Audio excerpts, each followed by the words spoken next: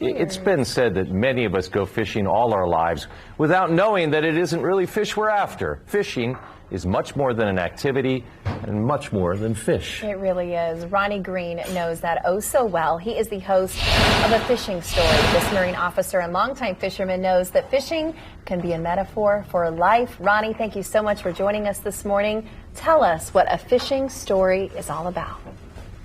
A Fishing Story is a fishing show that tells through the portal of fishing the lives that people have lived, you know, whether it's tough times or inspirational times. It literally is a portal just to tell stories. And we do that, telling the tough stories and telling the interesting stories, telling the funny stories, telling them all. But everyone has a fishing story. I love that. When I think about fishing, I think about my father buying me my first rod and catching a sand shark. I think about my son and me catching his first catfish. Tell us the genesis of A Fishing Story. A Fishing Story started actually when I was younger. My mom and dad fished, but really my fishing prowess comes from my great-grandmother. Yes, great-grandmother.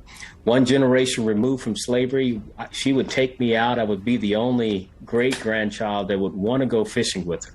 But what was interesting was not just the fishing she taught me, but it was the interesting stories. So she was always quiet in the normal environment, but when you took her out fishing, and it was just me and her fishing all day, all night, I would get some interesting stories about history. She was born in 1906, so it would be a lot of history about America, a lot of history about my family, some of the things that people don't talk about with their family. But one of the things that I put together right away was she only talked about those things when we went fishing. So as a youngster, I learned that, man, there's something to that, because everyone seems to talk more and tell more when they're out fishing, because the fish don't bite all the time. So that's really where the genesis of A Fishing Story started, with my great-grandmother. There's so much truth to that. I learned to fish from my grandfather and have loved it ever since. I mean, it's something we would do almost every weekend, and then we would have a fish fry on Sunday. And Ronnie, you say everyone has a fishing story. I'm curious to hear your point of view as to how that's possible. Well, what's interesting is most people don't realize that a lot of our guests, I'd say at least 30% of our guests, have never fished before in their life. But if you've lived any time on this earth, you have had some difficult times, you've had some incredible triumphs, and you've had some times where you're just over the moon, excited. And so we have taken that to know that if we can get someone out fishing, I guarantee they'll have an opportunity to tell their story. So that's the genesis, or that's the actual reason why I say everyone has a fishing story. And it's my job to bring out that story when they come out on the boat.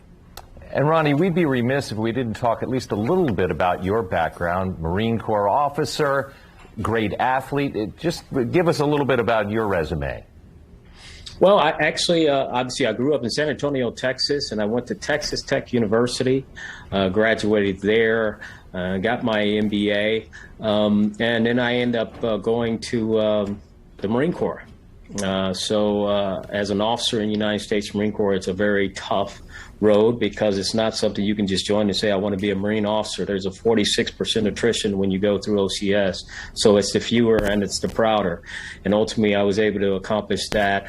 And then thereafter, spent 16 years in medical device sales. So as a sales manager, covering half the country, dealing with pacemakers, defibrillators, and all the sorts, hematology, clinical chemistry, immunology, all of that good stuff, so to speak, that people kind of take for granted when they go to their doctor's office. But that's some of the things that I did, and then ultimately. But I've been fishing since I was a youngster, and I never stopped, and kept it as a place of solitude for me, especially after dealing with some things in the Marine Corps. Fishing has always been my outlet, and then losing my mother kind of unexpectedly. She kind of said on her deathbed, Ronnie, I know you enjoy making this money. I know you're doing this, and that, and the other, but do what you love. And she kind of left that hanging there and left me to understand that what that is. And right in front of me was what I did what I loved, which was fish, because I used it as a therapeutic value to help me grieve the loss of my mother. So, in essence, that's kind of my journey. Wow. There's so much to it, isn't Yes, there? there Fishing, there's so much to it. And Ronnie, we are so grateful to be able to talk to you today. Thank you so much for your time. And Semper Fi. Thank you for your service, Ronnie. Semper Fi, yes.